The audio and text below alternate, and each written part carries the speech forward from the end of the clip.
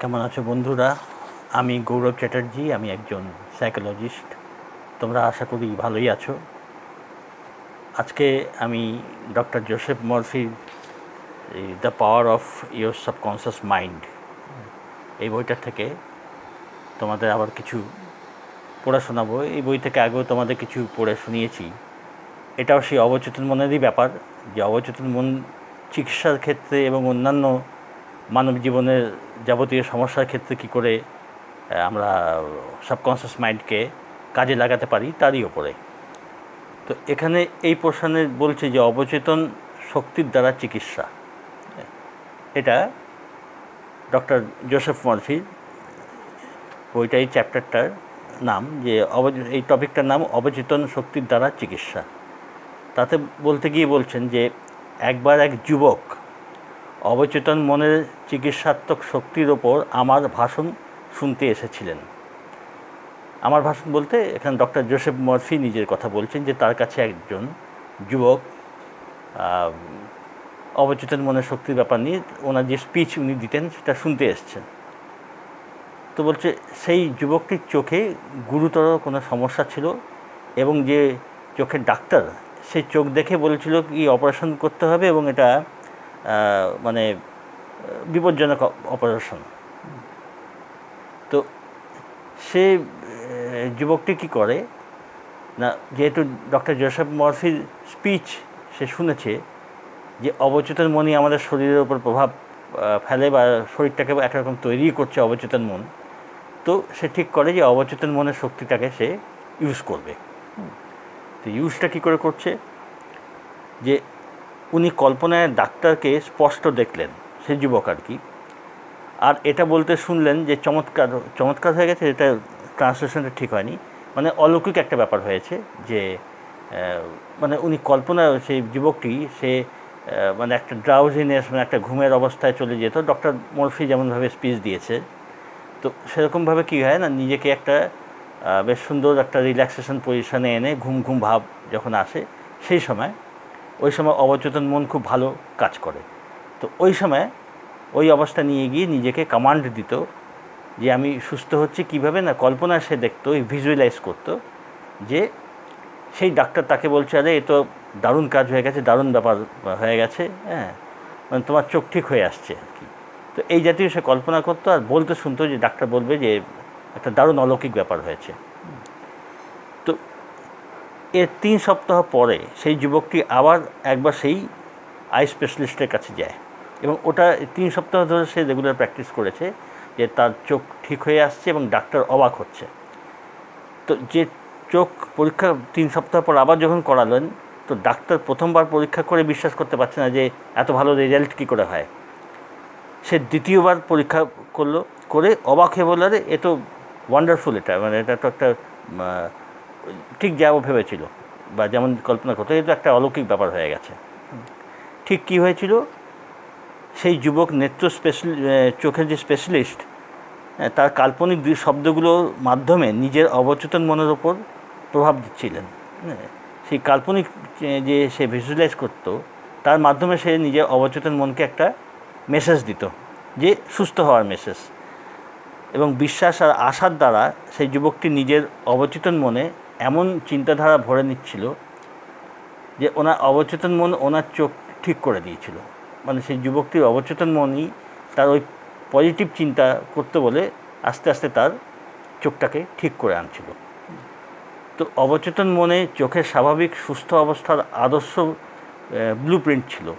মানে অবচেতন মনে সে যা চিন্তা করতো একদম সুন্দর সলিড চিন্তা করতো, একদম খুব পজিটিভ চিন্তা করতো, সেটা যখন চোখকে সুস্থ করে তোলার চিন্তাধারা দিয়ে ভরে উঠল, তখন সে চোখের চিকিৎসা হতে আরম্ভ করলো, চোখ সারতে আরম্ভ করলো। তো এই উদাহরণ, এই জিনিসটা প্রমাণ যে অবচেতনের চিকিৎসাত্মক শক্তিতে রাখা যে বিশ্বাসটা, সেটা কতখানি অবচেতন মনকে দিয়ে নিজের চিকিৎসা করানো যেতে পারে, মানে কতখানি কতদূর পর্যন্ত হতে পারে অবচেতন মনের চিকিৎসার ক্ষমতা, তার একটা এক্সাম্পল। এরকম আর একটা জায়গায় আর একটা এক্সাম্পল, সেটা হলো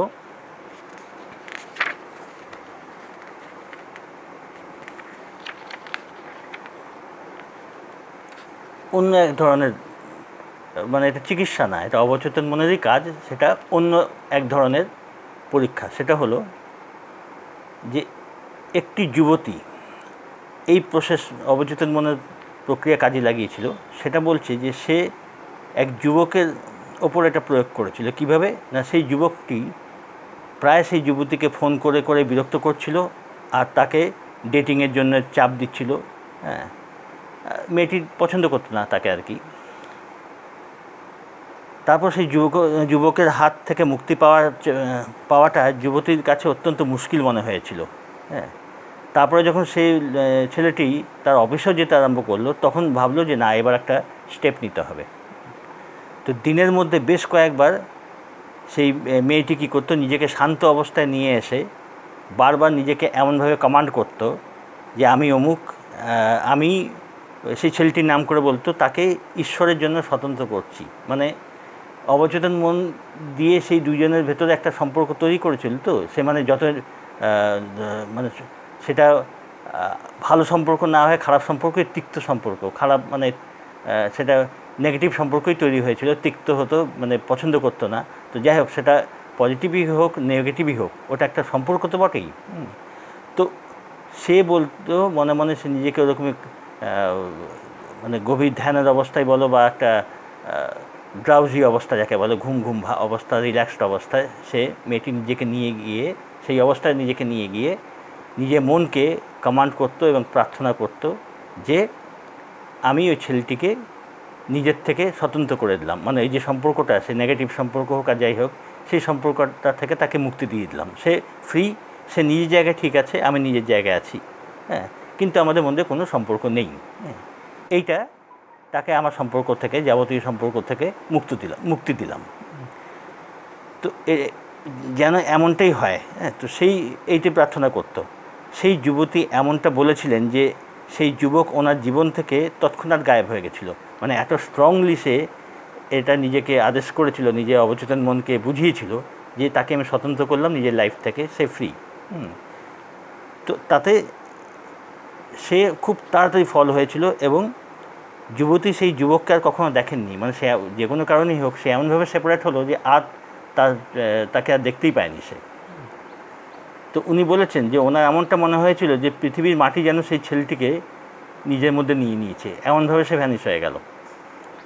তো বলে আপনারা কোনো জিনিসের আদেশ দিলে সেটা আপনাদের সামনে রেখে দেওয়া হবে এবং আপনার চলার পথ আলোকিত হয়ে উঠবে।